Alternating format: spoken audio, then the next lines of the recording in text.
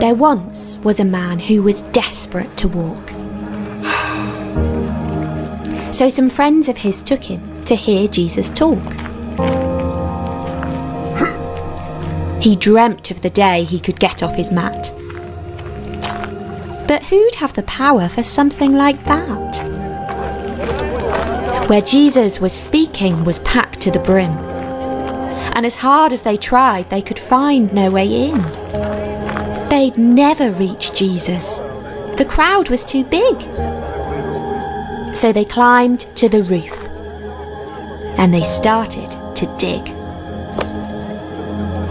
Chunks of the ceiling were showering the crowd as they lowered him down all the way to the ground.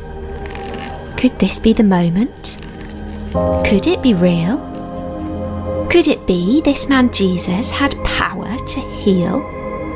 The friends looked below at the mat at his feet, and seeing their faith, Jesus started to speak. "Son," Jesus said, "your sins are forgiven." But that wasn't quite what his friends had envisioned. A healing was what they were really expecting, and people around them had started objecting. Only God can forgive, they thought in disgust. Is he saying he's God? That's offensive to us. Why, Jesus sighed, do you see things this way? Which do you think it is easier to say? Your sins are forgiven, they're counted no more. Or say get up and go, take your mat home and walk. But that was exactly the next thing he did. And if he could do that, he's got power to forgive. He said, get up and go. Take your mat home and walk. And slowly the man then stood up from the floor.